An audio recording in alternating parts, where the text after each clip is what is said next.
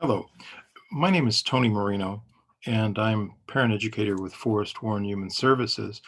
Um, I've come to you a couple times before in 2021, for example, back in May and November of 2021, with information regarding parent education, a short session, supposed to be shorter than they were. 15 minutes is what I'm supposed to talk, and I can't seem to keep myself under 23 minutes or 21 minutes, but we'll try harder today. At any rate, uh, on those occasions, we talked about listening for feelings and the things that our kids said. Uh, Trying to listen for with our heart, so to speak, and not just the ears, so that we could take our kids' perspective and try to respond on the level of the emotions. So we could say things like, "You really sound upset about that," instead of responding in ways that tell our kids that they shouldn't feel what they feel. Um, so teaching them emotional intelligence, in other words, would be one way of thinking about it. In November, then we talked about ways in which, as parents, we can sometimes be encouraging events in the lives of our kids. And at other times, when we're not at our best, we can be discouraging events. And we looked at some of the ways in which we could maybe try to respond more consistently in an encouraging way, recognizing full well that we are events in one another's lives, that we're not in this alone, that we influence our kids, that they influence us. And we're an event in the lives of our children. There's no escaping that. And the question is, am I a discouraging event? Am I an encouraging event? And we want to try to do the one and avoid the other to the best of our ability. We understand that none of us are perfect. We're not perfect. Our kids aren't perfect. So, anyway, today I have a PowerPoint. I'm going to try the share screen option here. Let's see. PowerPoint that I'll provide so we can take a look at that and discuss another topic that's near and dear to my heart. Um, Namely taking good care of ourselves so that we can best care for our children. And this is an area of great importance. It's an area that's covered in chapter 1 of the book by Dr. Michael Popkin, Active Parenting 4th edition. My hope is that by the time you're viewing this video, that you all have a copy of this book and the corresponding workbook. Active Parenting 4th edition Parents Workbook. So they go together and we provide them to you when you take the class at the agency with us.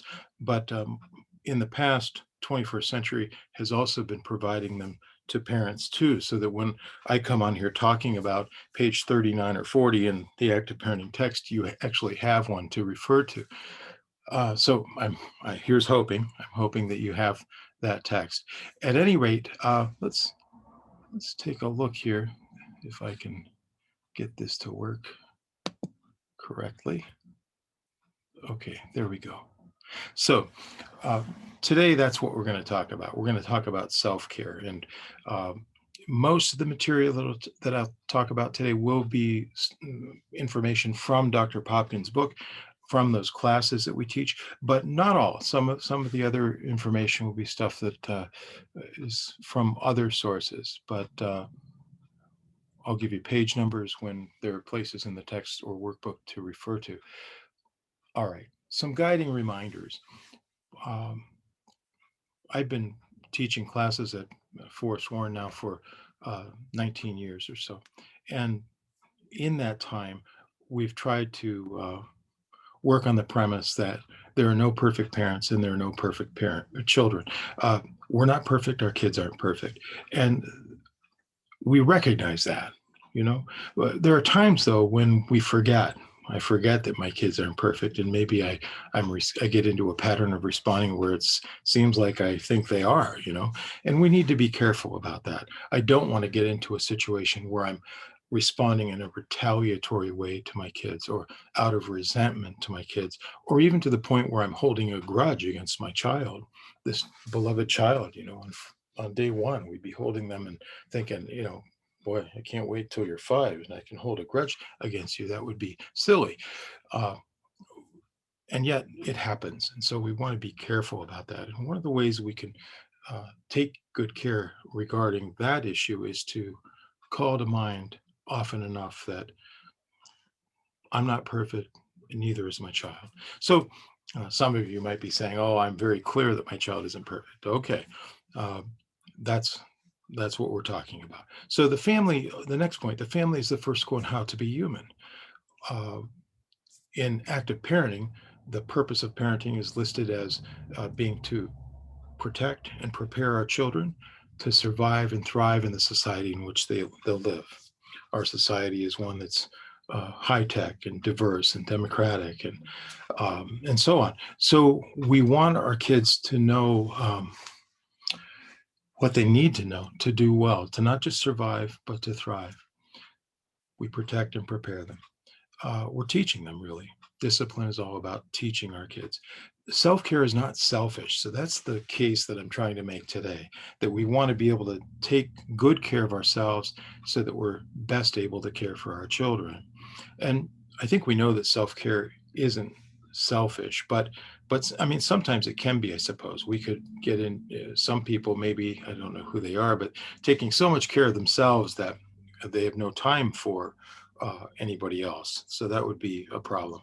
On the other hand, though, we have the situations where we're into the self-sacrificial kind of thing maybe, and we never take care of ourselves, and then that backfires too, because then we find ourselves angry or just agitated or not really in the frame of mind to interact, right? So we need to be careful, and we need to try to find a balance.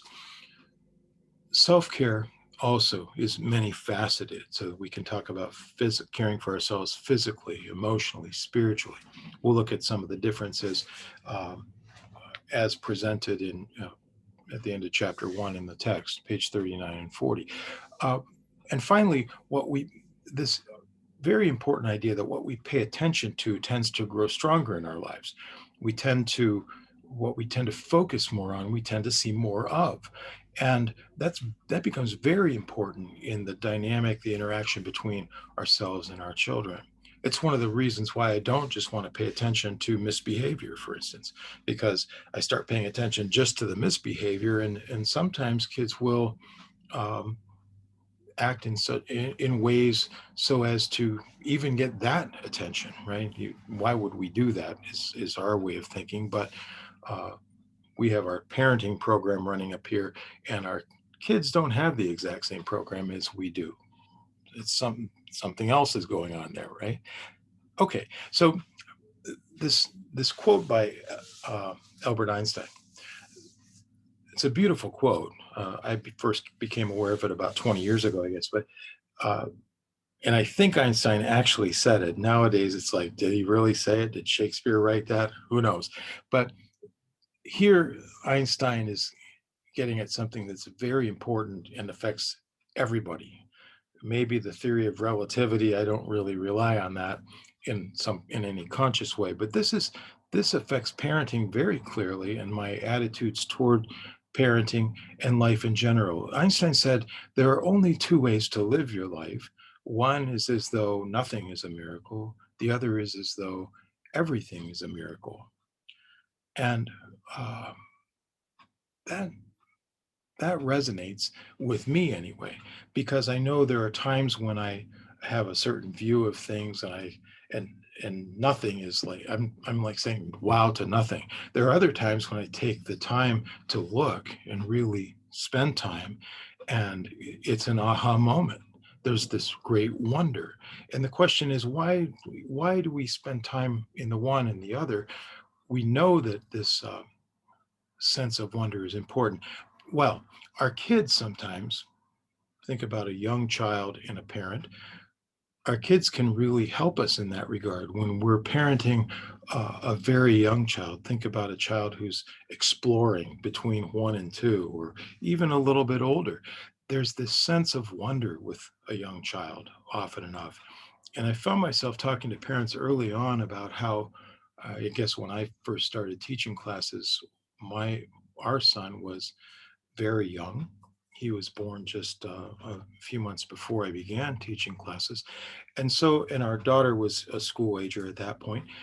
And so it was impressed on me by my own experience at the time that these kids uh, have this sense of wonder, and there's an aha moment around every corner. And sometimes as adults, that's not the way we're seeing the world. But if we try to parent in such a way that we're looking through the eyes of our children, we start to pick up on that sense of wonder a little bit if we're open to that. And meanwhile, we're helping them, guiding them, teaching them. um, Love within limits, in this case wonder within limits. And and it works out in a reciprocal way, so that we each benefit. The parent benefits, the child benefits. So that's what it's meant by this reciprocal miracle that can be involved in parenting. Okay, so now we get to this exercise that I want to take a look at today, an attitude of gratitude. And the question is, would Einstein approve of this exercise? I hope that maybe he would. Uh, it picks up on the importance that some have mentioned regarding journaling, and journaling sometimes can be characterized as a cheap form of therapy.